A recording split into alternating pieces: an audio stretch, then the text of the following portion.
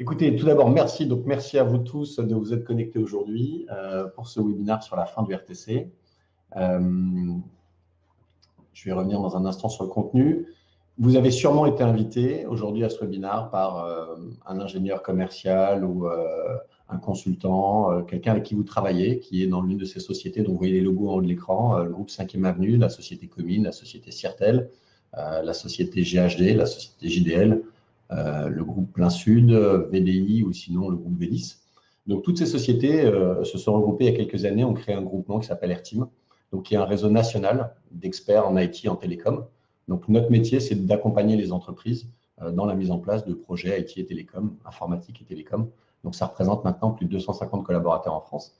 Et Airteam nous a permis ensemble de mutualiser un certain nombre de ressources, comme ce type d'événement, et puis de mutualiser d'autres ressources, comme un centre de support commun, un centre de gestion de projet, afin d'avoir une meilleure capacité à intervenir sur l'ensemble du territoire et de vous accompagner.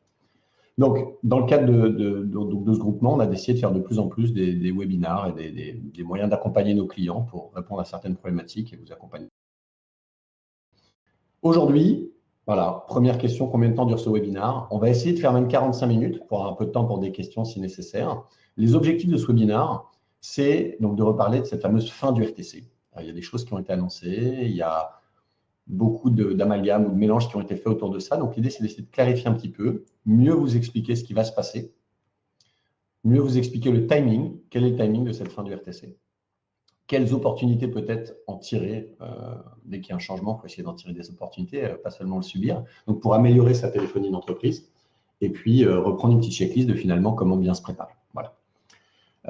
Alors, il y a peut-être des gens parmi vous qui ont déjà une bonne connaissance du sujet, d'autres qui ne savent pas du tout de quoi on parle et le terme RTC ne leur parle pas. Donc, quand on est comme ça sur un webinaire avec près d'une centaine de personnes, je vais essayer d'être le plus clair possible. N'hésitez pas à poser des questions. Je vais essayer de répondre à certaines questions en ligne.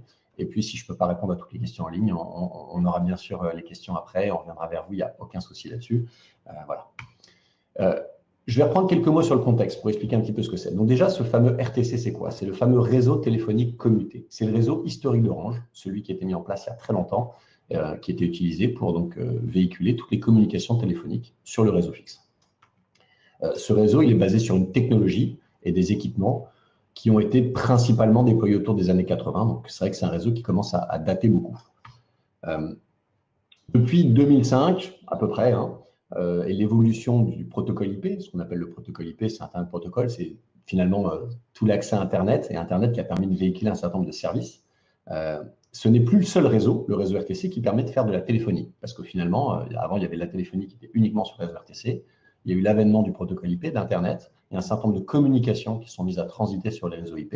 Donc, on avait deux réseaux pour la partie téléphonie. RTC, finalement, il arrive un petit peu en fin de vie, et il y a un vrai problème pour Orange, qui est que les coûts de maintenance de ce réseau sont très, très élevés, parce que c'est des équipements qui sont plus fabriqués par les constructeurs. C'est très difficile de changer, c'est très difficile d'avoir des ressources, des gens compétents, parce que les techniciens France Télécom qui s'occupaient de la maintenance et qui opéraient sur ce réseau, finalement, arrivaient aussi, certains vers la retraite, ne sont pas forcément remplacés. Les technologies de ce réseau ne sont plus forcément enseignées dans les écoles. Donc voilà, donc aujourd'hui, il y a un coût de réseau. Il y a un réseau qui technologiquement est plus forcément à la pointe, des équipements qui sont vieillissants, un réseau qui est de plus en plus coûteux à être maintenu, et un réseau aussi qui ne répond plus forcément aux besoins d'aujourd'hui et aux attentes d'aujourd'hui. Donc, il y a le côté usage qui est important. Donc, finalement, ce qui va se passer, et il ne faut pas prendre peur, ne vous inquiétez pas, il y a plein de solutions, c'est qu'Orange a annoncé la fermeture de ce réseau. C'est-à-dire que le réseau RTC, qui véhiculait historiquement nos communications téléphoniques, va s'arrêter. Et ça ne va pas se faire du jour au lendemain, rassurez-vous, c'est pour ça qu'on est là pour en parler, pour se préparer, mais ça va se faire en deux étapes. Il y a une première étape qui est l'arrêt de production de nouveaux accès RTC. Alors rassurez-vous, je vais détailler, je vais venir sur des cas très concrets pour vous expliquer ce que c'est des accès RTC, ce qui est impacté, ce qui n'est pas impacté. Mais avant, donc, ce qu'il faut comprendre, c'est que donc, il y a d'abord un arrêt de production. C'est-à-dire qu'à partir d'une certaine date, et je vais revenir sur le timing dans un ou deux slides, à partir d'une certaine date, il ne sera plus possible de commander des nouveaux accès. Donc, vous avez une solution qui fonctionne aujourd'hui, vous voulez accueillir un peu plus de communication, un peu plus d'utilisateurs, vous voulez faire évoluer, ce ne sera plus possible de commander des nouveaux accès. Et il y a une deuxième étape qui va être l'arrêt technique du service RTC. C'est à un moment, le service STC va se couper, va s'arrêter, on ne pourra plus l'utiliser. Donc, vous vous doutez bien qu'à cette date-là, il sera impératif d'avoir migré sur une solution compatible. Donc, l'arrêt de la production, donc la première étape, ça va être simultané sur l'ensemble du territoire. Donc, toute la France, en même temps, on aura cet arrêt de production. L'arrêt technique, par contre, comme il a un impact qui est beaucoup plus élevé, je vais revenir après sur les impacts vraiment concrets dans vos entreprises et au niveau national, comme l'arrêt technique, il a un impact qui est beaucoup plus important, ça va se faire par plaque géographique. Donc, il y a des zones qui ont été définies et les zones vont s'éteindre les unes après les autres. Voilà. Donc, voilà, revenons dans le concret. Qu'est-ce qui est impacté? La première chose qui est impactée, ce sont ce qu'on appelle les lignes analogiques. La ligne analogique, c'est la ligne que vous utilisez peut-être à la maison pour téléphoner, si vous n'avez pas de box et que vous téléphonez sur une ligne classique. Voilà, vous avez une ligne téléphonique à la maison. Ça va s'arrêter. C'est-à-dire que bientôt, ce ne sera plus possible d'en commander une nouvelle. Vous avez une nouvelle maison, ou vous ouvrez une nouvelle agence, ou vous ouvrez un nouveau bureau, vous voulez une ligne analogique pour mettre un fax, par exemple, et je vais parler des différents usages sur ces lignes, ce ne sera plus possible de commander une nouvelle ligne analogique. Un peu plus important et encore plus impactant quand on parle de téléphonie d'entreprise, les fameuses lignes numéris T0 et T2. Ça, T0 et T2, ce sont les lignes qui sont utilisées, qui sont raccordées à votre standard d'entreprise et qui servent à véhiculer les communications téléphoniques de votre standard d'entreprise. Ça, pareil, ces lignes, concrètement, là, on est vraiment dans le cœur de ce qui ne va plus être supporté et ce qui va s'arrêter. On ne va plus pouvoir produire des nouvelles et demain, celles qui sont en place ne vont plus pouvoir fonctionner. Quand je parlais tout à l'heure un petit peu d'amalgame, c'est qu'on parle ici donc d'un réseau téléphonique, RTC, et on lit pas mal de choses où, en échangeant avec des gens, on se rend compte que souvent le message est un petit peu faussé. Les gens pensent que le cuivre va s'arrêter. Donc là, je vous rassure, le cuivre ne va pas s'arrêter. C'est-à-dire que la prise téléphonique avec ces petits fils de cuivre sur lesquels on branche en effet sa ligne téléphonique, on peut brancher sa box ADSL, le cuivre, il va être conservé. Donc aujourd'hui, tous les services qui sont basés sur le réseau cuivre, c'est-à-dire un ADSL, un SDSL, une ligne téléphonique, mais ce qu'on appelle en dégroupage, donc qui passe sur IP. Si à la maison, par exemple, vous avez une box Internet, bah vous avez une ligne de téléphone qui peut-être passe à travers votre box. Donc ça, il n'y a pas de souci, ça va être maintenu. C'est même ce type de service qui vont remplacer ce qui va être arrêté. Ce qui va être arrêté, c'est vraiment la couche téléphonique pure sur les anciens accès, donc les accès analogiques et les accès numériques. Tout ce qui est basé sur du cuivre, mais qui est en IP, ça va continuer bien sûr à fonctionner. Et voilà. Donc, on n'est pas obligé encore tous de supprimer tout ce qui est cuivre et de passer uniquement sur de la fibre. Bien sûr qu'on y va, puisqu'à terme, la fibre est le service d'avenir. Mais aujourd'hui, il y a des services que vous avez aujourd'hui sur du cuivre qui vont bien sûr être maintenus. Donc, j'ai une petite question, je réponds tout de suite. Les box qu'on a chez nous sont branchées sur des lignes analogiques. Les terminaisons devront être modifiées. Non, la ligne analogique, elle va fonctionner. La paire de cuivre va fonctionner encore. La connectique va fonctionner encore. Si votre téléphone, il est bien sur la box, c'est-à-dire qu'il est sur IP, donc lui, il fonctionnera. Si par contre, le téléphone, il est branché sur la prise téléphonique et que c'est un dégroupage qu'on appelle partiel, il n'est pas branché sur la box, lui, par contre, ce téléphone, il ne marchera plus. Par contre, la box, elle qui fournit un service IP, elle va continuer à fonctionner. Voilà. Donc, en résumé, mais je crois que d'ailleurs, non, je le sais du résumé, je le fais après. Quel timing? Parce que c'est ça qui est important pour qu'on puisse imaginer l'impact qu'on va avoir dans nos entreprises. C'est important de reparler du timing. Je vous ai dit tout à l'heure que ça allait se passer en deux phases. Une première phase qui est l'arrêt de production. Ça arrive dès 2018. Alors 2018, ça paraissait il y a longtemps, parce que ça, on en parle depuis 2016, de la fin du RTC. En 2016, on se disait 2018, c'est dans longtemps. Bah, finalement, 2018, c'est dans un petit mois. Donc voilà. Donc en 2018, il ne sera plus possible de souscrire des lignes analogiques. Voilà. On ne pourra plus souscrire de lignes analogiques. C'est que demain, vous démarrez une agence et vous avez besoin de mettre un fax. On est habitué souvent à mettre des lignes analogiques pour des fax, pour différentes choses. Ce ne sera plus possible. On ne pourra plus créer de nouvelles lignes analogiques en 2018. Ligne numéris, c'est en 2019 que l'on va arrêter. Excusez-moi, j'ai fait en effet une petite coquille sur le slide. J'ai mis 2015 à la place de 2025. Donc c'est 2025 et après, il y a des X, ça va continuer. Je vais reparler après, en effet, des solutions sur les équipements. Je vois une question. Donc, 2018, on ne peut plus souscrire de ligne analogique. 2019, on ne peut plus souscrire de ligne numéris. Ça, c'est un impact qui est non négligeable. C'est-à-dire que sur votre PABX aujourd'hui, si vous avez des T0 et des T2, vous avez par exemple 3 T0 pour une agence parce que vous avez 8 personnes sur une agence, vous avez mis 3 T0. Pour rappel, un T0 fait passer 2 communications simultanées et un T2, ça peut faire passer 15 ou 30 communications simultanées. Donc, sur votre standard d'entreprise, vous avez peut-être un ou plusieurs T2, un ou plusieurs T0. Donc, en 2019, vous vous dites, tiens, j'ai recruté 10 personnes dans mon agence, j'ai envie de rajouter des T0, j'ai envie de rajouter un T2. Ce ne sera plus possible. Voilà, on ne pourra plus faire évoluer ce qui est en place. Donc ça, c'est la fin de souscription. La fin du fonctionnement.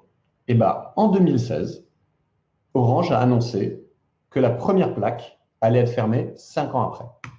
Donc, les plaques, alors je crois que la première plaque, c'est la Bretagne, à vérifier, mais voilà, il y a à chaque fois 5 ans entre l'annonce et la fermeture. Vous doutez bien qu'on ne peut pas couper un service, couper toutes les lignes analogiques. Je vois des questions à propos des ascenseurs à partir. Donc, je vais revenir là-dessus. On ne peut pas couper un service du jour au lendemain sans avoir prévenu les gens, sans que les gens se soient préparés. Donc, c'est pour ça qu'il va se passer 5 ans entre une annonce de coupure et une fermeture de plaque. Donc, il y a des annonces qui se font progressivement et qui vont continuer à se faire. Et toutes les plaques vont s'éteindre à partir de 2021. Et en effet, entre 2021 et 2024, toutes les plaques vont se couper. C'est-à-dire que donc, les lignes analogiques qui sont en fonctionnement et les lignes numériques T0 et T2 ne fonctionneront plus entre 2021 et 2024. Donc, ça nous laisse un petit peu de temps pour se préparer. Mais dans une entreprise, autant pour un particulier, si son téléphone à la maison ne marche plus, il va acheter la nouvelle solution qui sera disponible via un opérateur et puis il mettra à jour, ce sera assez simple. Dans une entreprise, quand on a plusieurs sites ou quand on a un standard d'entreprise avec un certain nombre d'usagers, un certain nombre d'usages, il faut quand même un petit peu anticiper ça et préparer le projet. C'est pour ça qu'on est aujourd'hui là pour en parler, pour vous donner une vision claire. Donc, fin de souscription des lignes 2018-2019 et fermeture à partir de 2021. Donc, en résumé, je reprends un petit peu ce qui va s'arrêter, je rentre un peu plus dans les usages après. Ce qui s'arrête, ce sont les lignes analogiques qu'on utilise pour téléphoner ou pour des services, comme le fax, comme la télémaintenance. Les lignes numériques T0 et T2, les lignes historiques numériques, celles qui avaient été fournies par Orange, ou celles qui ont pu être fournies par d'autres opérateurs, mais ce qu'on appelle en revente. Quand l'opérateur, si vous avez souscrit par exemple chez SFR, aujourd'hui, Airteam, on a un partenariat fort avec SFR depuis des années, quand on fournissait sur certaines entreprises des T0 et des T2, on pouvait le faire en revente. C'est-à-dire que c'était une facture SFR pour avoir des coûts différents, mais on gardait le tuyau Orange. Donc dans ce cas-là, la ligne numérique, ça reste une ligne traditionnelle qui n'est pas sur IP et celle-ci, elle va s'arrêter. Ce qui n'est pas impacté, c'est les services ADSL ou SDSL. Je vois une question d'une personne qui me dit, est-ce qu'on pourra tout de même tirer une ligne cuivrée pour de l'ADSL? Oui, bien sûr. Tout ce qui est IP, ADSL, SDSL, bien sûr, on pourra toujours utiliser le cuivre pour faire transiter de l'IP. L'IP transitera toujours. Ce qui ne transitera plus, c'est vraiment la partie téléphonique commutée. Donc, les services ADSL ou SDSL vont être coupés, ne seront pas impactés, excusez-moi. Et les solutions donc, de téléphonie sur IP ou de voix sur IP qui sont basées sur du cuivre, elles vont continuer de fonctionner. C'est-à-dire que si, par exemple, vous avez des T0 ou des T2 que vous avez pris, par exemple, chez SFR, donc je vous ai dit que pour certaines sociétés, on faisait de la revente, mais ça, c'est vraiment en marge. Majoritairement, quand aujourd'hui, SFR, on déploie des T0 ou des T2, on déploie des T0 ou des T2 qu'on appelle IP, donc qui utilisent le réseau IP, qui n'utilisent pas le réseau numérique, donc qui sont compatibles et qui ne seront surtout pas coupés. Donc voilà, donc en résumé, ce qui est coupé, c'est les lignes analogiques, les lignes numériques historiques T0, T2, et ce qui n'est pas impacté, c'est tout ce qui est service ADSL, solution téléphonie voix sur IP. Téléphonie sur IP, voix sur IP, ou les T2, T0, T2 IP. Alors, je vais rentrer un petit peu dans les usages de ces lignes analogiques et les usages du RNIS pour que l'on voit un petit peu qu'est-ce que l'on peut mettre en face et finalement, quelles sont les options qu'on a pour bien se préparer. Donc, une ligne analogique, déjà, à quoi ça sert? Ça peut être utilisé dans une entreprise, vous allez voir qu'il y a plusieurs cas, et vous allez peut-être voir des choses auxquelles vous n'aviez pas pensé. Principalement, ça peut être utilisé pour des lignes téléphoniques indépendantes. Si vous êtes par exemple une collectivité, vous avez sûrement un standard d'entreprise avec des T0 ou des T2 dans la mairie, mais peut-être que dans la bibliothèque, peut-être que dans le gymnase, si vous vouliez mettre un téléphone, plutôt que de mettre un téléphone qui est raccordé au standard, vous aviez juste une ligne téléphonique indépendante. Voilà. Ou certains dirigeants d'entreprise aiment bien avoir une ligne qui est complètement indépendante du reste, et donc ont une ligne téléphonique indépendante dans leur bureau. Bon. Les lignes analogiques sont beaucoup aussi utilisées, ont beaucoup été utilisées pour les fax. Voilà, on a envie d'un fax, on déploie une ligne analogique, on branche le fax, ça fonctionne, c'est assez simple. Et voilà, donc c'était beaucoup utilisé pour ce type d'usage. Des gens aussi qui voulaient un fax justement privé, des dirigeants qui voulaient un fax à part en dehors du réseau de l'entreprise, ils pouvaient avoir un fax qui était sur une ligne analogique. C'était, et c'est encore utilisé souvent par des machines à affranchir. La machine à affranchir qui a besoin de communiquer avec la poste pour la partie facturation, taxation, ce genre de choses. Les machines à affranchir sont souvent raccordés à des lignes analogiques dans les entreprises. On a aussi des alarmes qui peuvent être raccordées à des lignes analogiques. Les alarmes ont l'habitude de faire ce qu'on appelle un test cyclique. C'est-à-dire tous les soirs, les alarmes souvent téléphonent au télémainteneur pour dire « je suis en marche, tout va bien, il n'y a pas de problème ». Comme ça, s'il n'y a pas d'appel, ça veut dire que l'alarme est défaillante et qu'il faut s'inquiéter. Donc pour ça, les alarmes peuvent utiliser des lignes analogiques. Ce n'est pas forcément tous les exemples que je vous donne, ce n'est pas à chaque fois. C'est qu'il y a des alarmes qui utilisent des lignes analogiques, il y a des alarmes qui utilisent déjà autre chose. Je vais revenir après sur l'autre chose. Donc voilà, donc, votre alarme utilise peut-être des lignes analogiques. Il y a aussi des solutions de télémaintenance, télérelève. À une époque, vous avez peut-être fait l'acquisition d'un copieur qui est raccordé par une ligne analogique à votre fournisseur de consommables qui, du coup, a des relèves des compteurs et peut savoir exactement où est-ce que vous en êtes.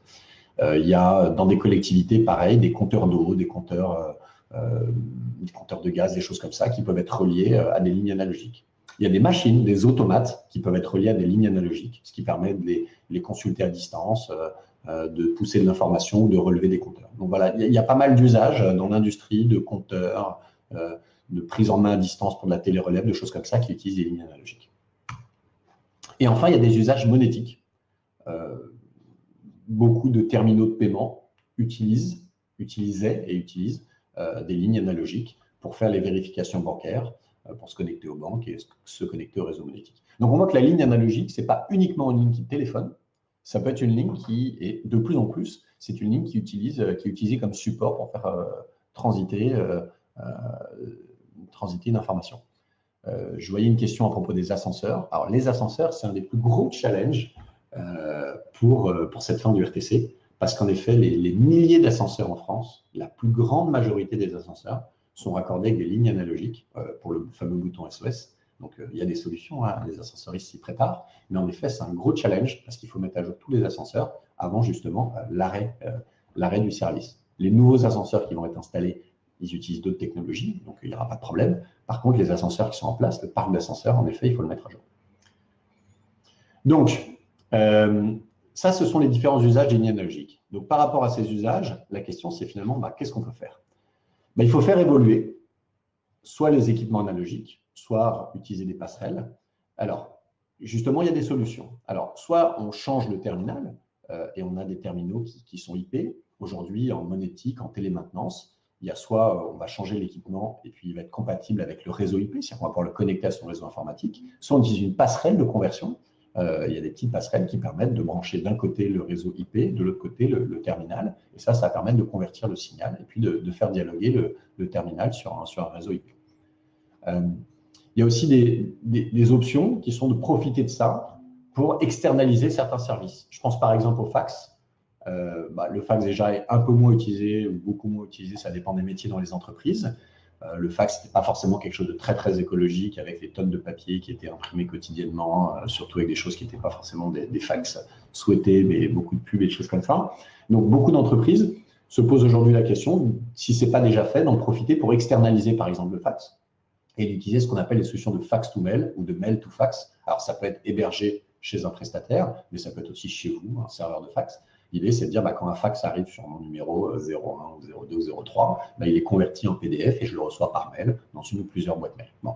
Et dans l'autre sens, c'est pareil. Si je souhaite envoyer un fax à quelqu'un, j'envoie un email à un numéro de téléphone et puis un système informatique convertit mon fax en email. Ça me permet de réduire le papier, ça me permet de faciliter le classement, l'archivage. Donc aujourd'hui, pour remplacer ça, soit des terminaux qu'on rend IP, soit les terminaux sont IP ou on les convertit en IP avec un adaptateur, soit on utilise des services hébergés, soit on peut aussi utiliser le réseau mobile, comme autre exemple.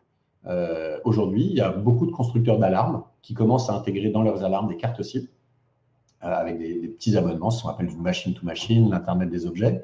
Donc, c'est de se dire, finalement, mon alarme, je mets une carte SIM à l'intérieur et ma vérification quotidienne de connectivité de mon alarme ou ma remontée d'incident, je la fais via un réseau mobile plutôt que de la faire par rapport à un réseau RTC.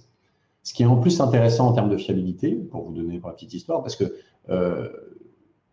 une des premières choses que va faire aujourd'hui un cambrioleur qui veut pénétrer dans une entreprise ou dans un véhicule, si c'est visible, ça va d'essayer de couper des câbles d'arrivée téléphonique. Alors, quand vous êtes dans une grande ville, dans une zone d'activité, les câbles ne sont pas visibles comme ça, mais dans des zones qui sont plus rurales, ça arrive que les câbles téléphoniques soient visibles, les entrées dans les entreprises ou dans les maisons, dans les résidences personnelles. Et voilà, donc couper les câbles téléphoniques, alors, ce qui peut être très dangereux, hein, mais souvent, ça permet justement d'éviter les remontées d'alarme et d'avoir un petit peu plus de temps sur des infractions de ce type. Donc voilà, donc pour se mettre en conformité, il y a des solutions. Soit on fait évoluer le matériel, soit on fait évoluer le service, et on utilise des technologies de remplacement qui vont remplacer le RTC, donc l'IP ou le mobile sont des très bonnes alternatives. Donc ça, ce sont pour toutes les lignes analogiques qui sont utilisées pour différents usages dans votre entreprise. L'usage qui est un petit peu plus structurant, quoi, plus important, alors je ne dis pas que ce n'est pas structurant la partie ligne analogique, hein, si vous êtes ascenseuriste et que vous avez 500, je sais pas quoi, 50 000 ascenseurs à mettre à jour dans les prochaines années, c'est ultra structurant pour votre entreprise, c'est un virage très complexe et très stratégique et je pense que vous avez déjà commencé à y travailler. Bon, maintenant, pour une entreprise, j'ai envie de dire classique, vous avez sûrement quelques lignes analogiques, vous avez quelques années avant que le service soit arrêté. Il y a des technologies aujourd'hui pour remplacer, ce n'est pas extrêmement coûteux, donc vous allez trouver des alternatives, il n'y a pas d'inquiétude, on peut vous accompagner pour ça et vous trouver les meilleures solutions. Ce qui est un petit peu plus structurant, c'est le standard d'entreprise, c'est ce qui va être impacté par l'arrêt des lignes numéris. Donc pour reprendre les numéris, aujourd'hui dans votre entreprise, donc vous avez des postes téléphoniques qui sont raccordés à un réseau et qui sont raccordés à un standard d'entreprise, un PABX ou un IPv6. Et pour vous raccorder au réseau téléphonique, qui finalement aujourd'hui est déjà passé à l'IP. Hein, voilà, tout le réseau téléphonique, tous les échanges entre les pays, entre les villes est bien sûr en IP, mais ce qui reste RTC, c'est le lien opérateur entre finalement votre PABX et ce réseau téléphonique. Donc c'est ce lien en rouge, c'est lui aujourd'hui, s'il est RMIS, si c'est un lien donc RTC qui utilise le réseau RTC, c'est ce lien-là qui, dans un premier temps, ne pourra plus être upgradé. Donc vous avez 15 collaborateurs sur une agence ou dans votre entreprise, vous souhaitez passer à 20 collaborateurs, vous avez besoin de rajouter 2 ou 4 communications simultanées, avant, vous aviez l'habitude de recommander un T0 supplémentaire, et puis le T0 supplémentaire, vous rajoutez de la capacité. À partir de 2018-2019, il ne sera plus possible de commander des add-ons, donc vous ne pourrez plus faire évoluer ce lien. Et ce lien, il s'arrêtera plutôt en 2021.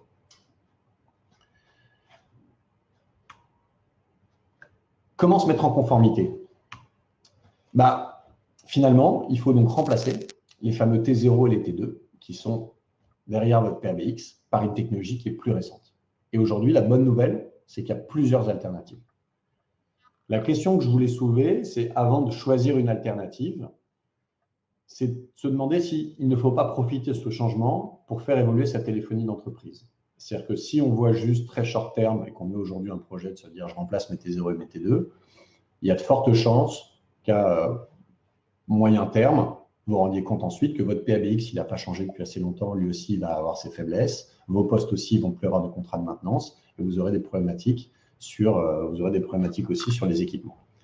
Donc, c'est pour ça qu'aujourd'hui, il y a des nouveaux besoins qui sont vraiment de plus en plus présents en entreprise. Notre façon de travailler, le nomadisme, le télétravail font qu'aujourd'hui, on a des nouveaux besoins en entreprise. Et je pense que c'est important, c'est pour ça que je voulais reprendre un petit slide là-dessus, de les prendre en compte dans ce projet pour faire les bons choix dès le début, de se dire justement comment je fais évoluer ma téléphonie d'entreprise. Aujourd'hui, de plus en plus d'ailleurs, le coût d'acquisition d'un client est important, on a envie de les garder. Notre standard téléphonique, le téléphone, ce n'est pas dépassé du tout et c'est même souvent le premier accueil du client qui appelle. Donc la question, c'est est-ce qu'on n'a pas envie aujourd'hui de faire évoluer un petit peu son standard pour le rendre plus simple à administrer, plus ferré justement des périodes de fête, si j'ai envie de me rendre disponible, de changer mon rendez d'appel, de changer mon serveur vocal, de changer ma musique. Est-ce qu'aujourd'hui, tout ça, c'est facile à faire avec le standard actuel? Est-ce qu'on a besoin dans l'entreprise de le rendre un petit peu plus moderne? De la même façon, la gestion et la distribution des appels, avec des collaborateurs qui font un petit peu plus de télétravail qu'avant, avec des gens qui sont encore plus nomades, est-ce qu'il ne faut pas un système un petit peu plus intelligent qui permet de mieux gérer les débordements et de mieux gérer les routages d'appels, par exemple? Est-ce que finalement, la ligne fixe, ce ne serait pas intéressant de pouvoir l'utiliser aussi facilement depuis son mobile? Voilà. Est-ce que ce ne serait pas intéressant aussi d'utiliser depuis son PC? Parce que finalement, aujourd'hui, le plus important sur un poste de travail, c'est l'ordinateur. On y passe tous pas mal d'heures. Est-ce que ce ne serait pas assez agréable de pouvoir téléphoner depuis son ordinateur, cliquer depuis son ordinateur, avoir des interactions entre ses applications métiers et sa téléphonie, par exemple? De plus en plus, la voix est un moyen de véhiculer de l'information intéressant, mais très vite, quand on commence à parler, on se dit qu'on aimerait bien se montrer un fichier, on a envie de partager un écran. Et puis, c'est agréable de voir le visage des gens à qui on parle par moment. Donc, finalement, de faire en mode conférence, avec pourquoi pas donc de la visio. Et voilà. Donc, aujourd'hui, il faut se poser ces questions, de se dire, ma téléphonie, est-ce que je n'ai pas besoin de faire évoluer mon standard? Est-ce que je n'ai pas besoin d'avoir une meilleure gestion des appels? Est-ce qu'aujourd'hui, je suis content de la qualité de mon service client et de la façon dont j'accueille mes clients, mes partenaires sur mon standard?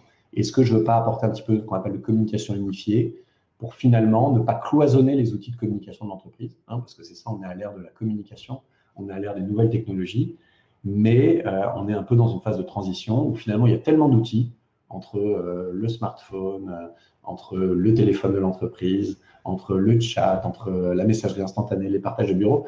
Dans certaines entreprises, il y a tellement d'outils que finalement, les collaborateurs ne savent plus trop quoi utiliser, comment. Et donc, est-ce que ce changement technologique, cette fin du RTC, ce n'est pas une très bonne occasion de tout remettre à plat pour redéfinir un petit peu la stratégie et les outils de communication d'entreprise? Je voulais juste reparler du mobile, parce qu'aujourd'hui, je pense que c'est vraiment ce qui a le plus d'impact dans la téléphonie fixe. Hein. C'est qu'aujourd'hui, tous les collaborateurs sont équipés de mobiles, bien sûr. Donc, je ne suis pas en train de dire qu'il faut mettre des mobiles à tout le monde. Hein. On a des gens qui vont être derrière le standard d'entreprise avec un poste fixe et qui ont besoin d'un téléphone fixe. Mais on a aussi de plus en plus de gens qui ont un mobile, que ce soit des mobiles pro, des mobiles perso qu'ils utilisent à titre professionnel. Mais aujourd'hui, sachez que sur son mobile, on peut utiliser des applications qui vont permettre d'indiquer la disponibilité, sa disponibilité à ses collaborateurs. Donc ça, c'est être capable, par exemple, si une standardise l'entreprise, de lui dire « je suis disponible, je ne suis pas disponible, tu peux me transférer des appels du standard ou tu ne peux pas me transférer des appels du standard », ce qui est un point vraiment important. On peut utiliser un seul terminal pour ces deux lignes, les lignes fixes et mobiles. Donc ça, c'est vraiment intéressant de se dire un collaborateur qui est très nomade, finalement, on ne va peut-être pas lui donner un téléphone fixe parce qu'il est très nomade, mais on veut qu'il ait un numéro en 01 ou en 02 parce que c'est important que certains clients veulent l'appeler sur son 01 ou sur son 02. Donc, on peut lui donner une application mobile qui va lui permettre de recevoir un 01 ou un 02 sur son téléphone portable. Et ça, c'est intéressant aussi parce que quand je suis finalement à l'étranger, maintenant, il n'y a plus de frais de roaming, par exemple, en data, quand je suis en Europe. En Europe, je vais pouvoir, avec mon smartphone, recevoir tous les appels qui étaient 01, 02, quoi, géographique, je vais les recevoir sur mon mobile et sans aucun coût, parce que je vais juste consommer soit du Wi-Fi, si je suis dans mon hôtel ou dans un lieu de séminaire, par exemple, ou, voilà, ou si je suis en 3G, 4G, voilà, je suis en déplacement en Europe, je vais pouvoir recevoir les appels prévus pour être sur ma ligne fixe, finalement, que je reçois sur mon mobile. Et de la même façon, quand je veux téléphoner, plutôt que de téléphoner si je suis dans un pays assez lointain, si je suis par exemple en Asie ou en Russie ou en Afrique, donc les coûts de roaming sont plus élevés, plutôt que de téléphoner avec mon mobile, si je suis à l'hôtel en Wi-Fi, je vais pouvoir utiliser un client, un surfphone, donc un client, une application mobile sur mon smartphone pour être capable de téléphoner avec mon mobile et puis d'utiliser ma ligne fixe. Donc j'appelle et je fais apparaître un 01, même si je suis en déplacement. Et ça, ces mêmes fonctions, elles existent aussi sur un PC. On est capable d'installer un soft sur le PC qui permet à la personne de téléphoner et de remplacer, soit de compléter son téléphone fixe. Pour une standardiste, ça peut être un complément du téléphone fixe, c'est-à-dire qu'on peut donner à une standardiste un téléphone fixe, ou on peut juste donner l'application, mais en tout cas, ça va l'aider à gérer un beaucoup plus grand nombre d'appels, parce qu'à la souris, finalement, on va beaucoup plus facilement pouvoir organiser une file d'attente, prioriser des appels, mettre en liaison deux personnes en faisant un drag and drop ou ce genre de choses. Voilà. Et le soft sur le PC, ou la téléphonie depuis le PC, c'est aussi quelque chose qui va permettre plus facilement de connecter les applications métiers à la téléphonie. C'est que c'est des choses qui existent, le couplage téléphonie informatique, on en parle depuis des années, sauf que ça a souvent, depuis longtemps, c'était quelque chose qui était assez lourd à mettre en place. Et aujourd'hui, tous les membres AirTeam sont partenaires d'un certain nombre d'acteurs technologiques du marché, de grands leaders d'ailleurs technologiques sur certaines solutions. On distribue différentes solutions de téléphonie, il n'y a pas une solution, il y en a plusieurs qui dépendent un petit peu, qu'on va vous préconiser en fonction de vos besoins, de vos usages et par exemple des applications métiers que vous utilisez. Aujourd'hui, avec ces solutions, il devient très facile, c'est vraiment de l'installation de plugins, de connecter votre téléphonie d'entreprise à un CRM Salesforce, à un CRM Microsoft Dynamics, à un Outlook, à une base de données SQL par exemple. Et ça va permettre d'avoir soit une remontée de fiches, de vous dire j'ai un client qui appelle au service client ou j'ai un client qui appelle à mon service technique. Si vous utilisez un outil comme Zendesk par exemple dans votre service technique pour créer des tickets, et vous pouvez très bien connecter votre téléphonie à votre Zendesk pour que le ticket soit créé automatiquement au moment de l'appel. Ça fait que l'agent qui va prendre l'appel, il a un appel qui s'ouvre automatiquement, qui est déjà créé, déjà renseigné avec l'expéditeur et ce genre de choses. Ça, si vous le couplez à un serveur vocal où vous demandez à la personne de taper son numéro de contrat de maintenance, par exemple, eh bien, ça permet d'identifier la personne dans une base de données. Voilà. Toutes ces choses-là, aujourd'hui, elles sont beaucoup plus faciles à intégrer. L'informatique s'est fortement simplifiée ces dernières années. Et donc, aujourd'hui, on a vraiment des solutions de téléphonie qu'on peut beaucoup plus intégrer dans l'entreprise et interconnecter avec un certain nombre de choses, voilà, avec un certain nombre d'outils pour donner justement des choses plus souples aux collaborateurs. Donc, finalement, le RNIS, donc ces fameux T0 et ces fameux T2, donc aujourd'hui, il faut penser à des alternatives. Donc, la première alternative, c'est le remplacement des liens opérateurs. C'est de se dire juste, j'ai mes T0 et mes T2, ben, je vais les basculer sur des T0 des T2 IP. Ça, c'est clairement en général un bénéfice tarifaire. C'est-à-dire qu'aujourd'hui, les T0 et les T2 traditionnels RNIS, historiques, hein, si vous les avez depuis longtemps, ils étaient souvent facturés plus cher que des T0 et des T2 IP que l'on est capable de vous proposer aujourd'hui. Donc aujourd'hui, la première option que vous avez, c'est juste de vous dire, je veux juste me mettre en conformité. J'avais des T0 et des T2 RNIS, je les remplace par des T0 et des T2 IP. Je vais gagner un petit peu d'argent. Je vais souvent avoir des communications en fait illimitées, tout simplement. Voilà, je ne vais plus payer mes appels fixes mobiles, et donc je vais avoir une baisse de ma facture. L'autre option, c'est de basculer sur une autre technologie qu'on appelle le trunk SIP, qui, elle, va vous apporter des bénéfices tarifaires, parce qu'on va mieux optimiser les canaux, surtout si vous avez plusieurs sites, et des bénéfices fonctionnels de sécurité, parce que le trunk SIP, ça vous permet de centraliser les appels sur une plateforme, et c'est-à-dire que même si votre site est coupé, vous êtes capable plus facilement de renvoyer, de rediriger les appels. Voilà. Le trunk SIP, c'est au niveau de l'opérateur, on va avoir une passerelle, on va faire transiter tous vos appels de tous vos sites, et après on va être capable de véhiculer ces appels sur vos tuyaux Internet. Alors, il faut mettre de la qualité de service, il y a un certain nombre de choses qu'il faut qu'on voit ensemble. Et voilà. Le trunk SIP, c'est clairement la technologie de l'avenir pour la téléphonie d'entreprise. Le trunk SIP, ça nécessite par contre que le standard d'entreprise soit compatible. Donc, soit c'est un standard qu'on fait évoluer, soit c'est un standard qu'on remplace. Ça dépend de l'âge de votre standard, ça dépend du modèle, ça dépend d'un certain nombre de choses.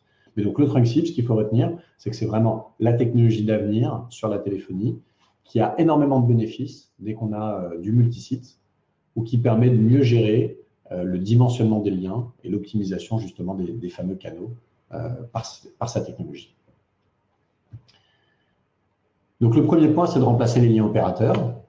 Le deuxième point, comme je vous le disais tout à l'heure, c'est la question à se poser, c'est en profiter pour faire évoluer sa solution de téléphonie. Donc là, c'est de dire, je fais évoluer mon standard vers une solution de communication unifiée.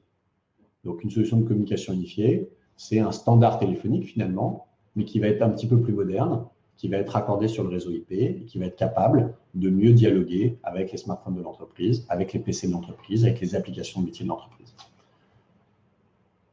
Bizarrement, ça ne coûte pas forcément plus cher.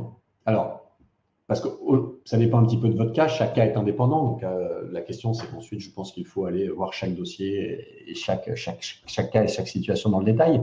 Mais si vous avez un standard d'entreprise qui est un petit peu ancien, vous pouvez avoir un contrat de maintenance. Souvent, le contrat de maintenance devient de plus en plus cher avec les années parce que l'équipement est un peu plus ancien, donc il coûte plus cher à maintenir.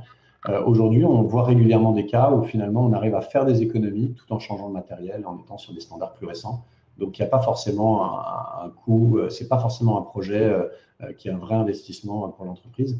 C'est des choses dans des coûts de fonctionnement où on peut rester dans les budgets de l'entreprise actuelle tout en faisant évoluer la solution. Clairement, on va avoir aussi donc, des bénéfices en termes de sécurité parce qu'aujourd'hui, quand on est justement sur une solution comme ça de standard d'entreprise qui va être accordée à un trunk SIP, on est capable de vraiment sécuriser pour être capable de faire du routage d'appels sur du mobile en cas de rupture des liens principaux sur le site ou ce genre de choses. Alors, rupture des liens, ça peut être une panne de l'opérateur, mais ça peut être aussi des travaux, ça peut être une panne électrique dans le bâtiment, ça peut être plein de choses. Voilà. Donc, souvent, l'évolution de ces standards d'entreprise permet en même temps de répondre à des vraies problématiques de reprise d'activité en cas de problème ou quoi que ce soit, parce que ces solutions permettent de beaucoup plus facilement router les appels d'un site A vers un site B. Si vous avez des problématiques sur un site, que ce soit des collaborateurs en grève, un site qui est inaccessible, un site qui est fermé, un site qui est inondé ou quoi que ce soit, vous pouvez beaucoup plus facilement router vos appels et les transférer sur un autre site. Ou vous pouvez d'ailleurs beaucoup plus facilement laisser vos collaborateurs travailler de chez eux, faire du home office, faire du télétravail, avec des solutions qui vous permettent de vous connecter à distance au standard d'entreprise. Et donc, cette solution, elle apporte aussi, comme on l'a dit tout à l'heure, des bénéfices fonctionnels par l'interaction avec l'ordinateur. Et c'est vrai qu'aujourd'hui, des commerciaux qui peuvent utiliser leur CRM en cliquant tout simplement pour appeler lors de séances de prospection ou pour rappeler des clients qui peuvent simplement cliquer sur des numéros de téléphone, c'est un gain de temps. Un service technique ou un service client qui a les tickets qui s'ouvrent automatiquement, qui se créent automatiquement, qui affiche la fiche du client automatiquement, c'est bien sûr aussi un gain de temps et un gain fonctionnel. Voilà. Et puis, donc, comme on en parlait tout à l'heure, avoir une application sur son PC ou avoir une application mobile sur son smartphone qui permet de prendre ses appels fixes, de choisir si je suis disponible sur le fixe, disponible sur le mobile, disponible sur les deux. Voilà, c'est des gains fonctionnels qui sont importants. Donc voilà, donc aujourd'hui, si je résume un petit peu en une minute ce qu'on a dit depuis le début de cette présentation, on a donc un changement majeur qui est la fin de ce réseau téléphonique commuté, qui est lié à un réseau qui est trop ancien, qui coûte trop cher à maintenir. Ça va se faire en 2 étapes. On arrête de créer des nouveaux liens. C'est-à-dire si vous avez des lignes analogiques ou des lignes T0, T2, vous ne pourrez plus en créer des nouvelles, donc vous ne pourrez plus augmenter votre capacité de transit d'appel. Et la deuxième étape, qui n'arrive pas tout de suite, donc ça, l'arrêt de production, ça arrive dès l'année prochaine, donc c'est demain. L'arrêt de maintien, l'arrêt de ces services-là, c'est programmé pour à partir de 2021, donc on a un petit peu de temps, mais il faut anticiper quand même. Et donc aujourd'hui, pour se préparer par rapport à ça, soit on transforme juste le lien, on change juste le lien et puis on continue avec ces équipements en place, soit on en profite pour se mettre dans un projet de réanalyse des besoins finalement et de se dire est-ce que cette rupture technologique, plutôt que de la subir, est-ce que ce n'est pas le moment de se poser la question de se dire finalement, ma téléphonie d'entreprise, est-ce que ce n'est pas le moment d'en profiter pour avoir une solution qui me permet de changer souvent ma musique d'attente au moment des fêtes, par exemple, de souhaiter la meilleure année à mes clients quand ils appellent, avec une musique qui change un peu pour ne pas garder la même sonorité de piano que j'ai depuis 15 ans dans ma boîte parce que c'était trop compliqué de la changer, il fallait appeler mon mainteneur. Voilà. Est-ce que ce n'est pas le moment de basculer sur une solution de téléphonie qui va permettre de mieux gérer son accueil client, mieux gérer, pourquoi pas, son accueil vocal interactif, qui va permettre à mes collaborateurs de téléphoner depuis leur PC, téléphoner depuis leur smartphone, qui va me permettre de répondre à mes collaborateurs qui me demandent de pouvoir de temps en temps faire un peu de home office ou ce genre de choses, ou mes sites distants qui puissent passer à travers mon standard d'entreprise. Finalement, vous avez 2 sites. Est-ce que ce ne serait pas génial d'avoir une seule standardiste qui peut voir la présence des autres collaborateurs ou savoir s'ils sont en ligne ou pas en ligne sur le 2e site? Voilà. Tous ces usages, ils existent. Donc, notre préconisation, c'est quand même de se poser la question, de se dire, aujourd'hui, comment vous fonctionnez avec vos outils de communication? Est-ce que ce n'est pas le moment de revoir un petit peu ça? Donc, finalement, comment se préparer? Ce qui est essentiel, c'est de faire une analyse de l'existant. On a vu que des lignes analogiques, il peut y avoir des lignes analogiques qui peuvent être cachées à des endroits où on a complètement oublié. La machine à café un peu connectée, le distributeur automatique de boissons connecté, un copieur dans un coin connecté, un fax connecté. Voilà. Donc, il faut faire une espèce de petite analyse de l'existant pour vraiment lister tous les équipements dans l'entreprise qui sont susceptibles d'utiliser ce réseau. Et ensuite, donc, c'est d'identifier tous les équipements qui utilisent des lignes analogiques et d'identifier comment votre standard est raccordé au réseau téléphonique. Une fois qu'on a bien identifié ça, qu'on a une vision globale de l'existant dans votre entreprise, ce qu'on vous propose, c'est de vous accompagner sur un cadrage de besoins. C'est d'analyser les projets à venir. Si par exemple, vous avez prévu en 2018 de déployer un nouveau CRM pour toute votre force de vente, ou fin 2018 ou même début 2019, ce serait dommage de ne pas prendre en compte ce projet majeur, très structurant dans votre force de vente ou pour vos équipes, voilà, et de ne pas choisir une solution de téléphonie, si vous devez prévoir en même temps un projet de téléphonie, de ne pas choisir un projet de téléphonie qui est très bien interconnecté, par exemple, avec Salesforce. Ce serait dommage. Donc l'idée, c'est vraiment de ne pas juste regarder la vision d'aujourd'hui, c'est de se projeter. Est-ce que vous avez prévu d'ouvrir des nouveaux sites, des nouvelles agences? Est-ce que vous allez, par exemple, changer votre stratégie RH pour autoriser plus facilement du télétravail? Est-ce que vous allez déployer des nouveaux outils de relations clients, de ticketing, CRM, que vous auriez aimé connecter?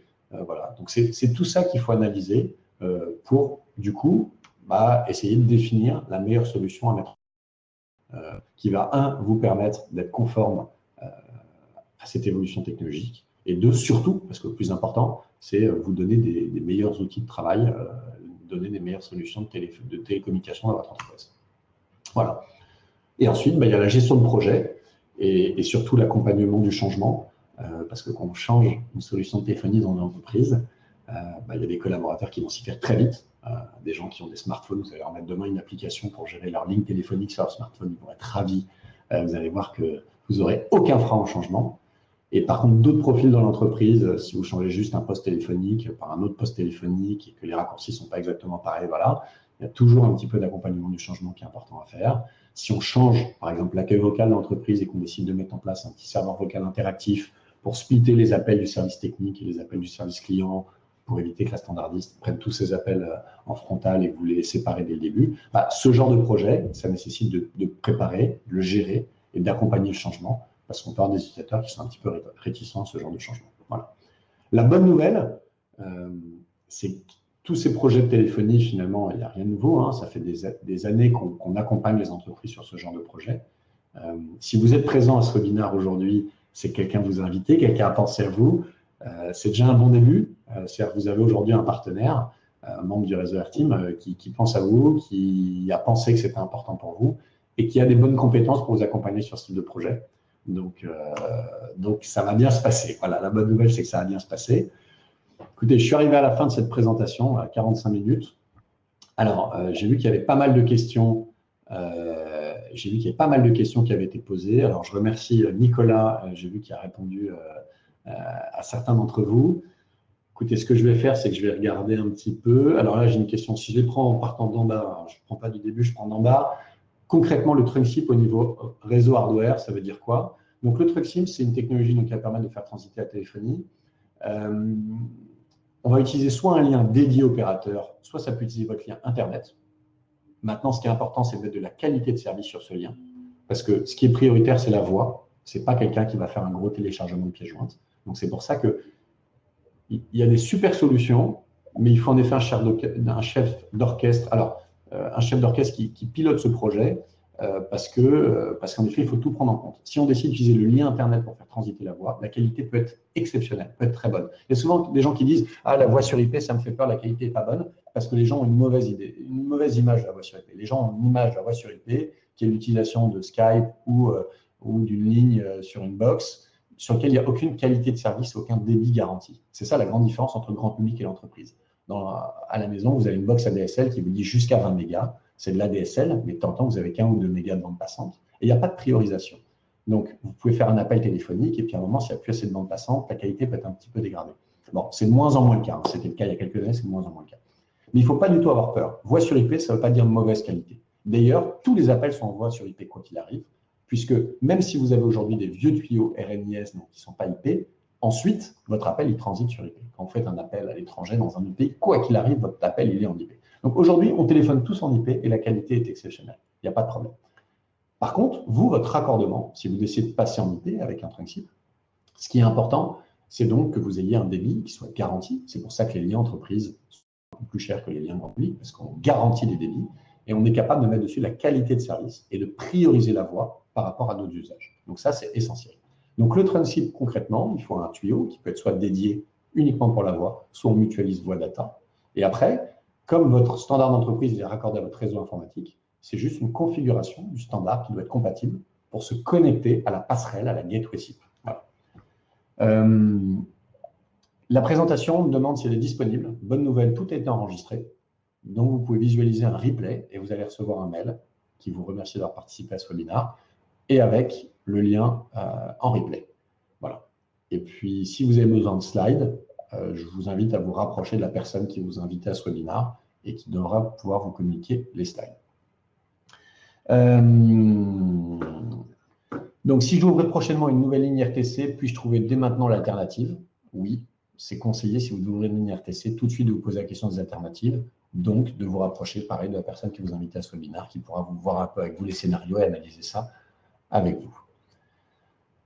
Alors, il y a beaucoup de questions qui ont été répondues. Alors, s'il y en a qui doivent partir, écoutez, je vous remercie beaucoup pour votre présence. Je vous remercie d'être venu. Donc, vous allez recevoir un petit mail avec le replay. Et puis, si vous avez des questions, n'hésitez pas à les poser à la personne qui vous a invité à ce webinaire et qui sera sûrement à même de vous répondre. Merci beaucoup. Je vous souhaite une bonne journée. Et pour ceux qui ont encore 5 minutes, eh ben, je regarde si je vois d'autres questions auxquelles Nicolas n'a pas répondu. Je vais regarder ça. Et de toute façon, on va exporter les questions. Donc si je vois qu'il y a des questions qui n'ont pas été répondues après, on vous répondra personnellement.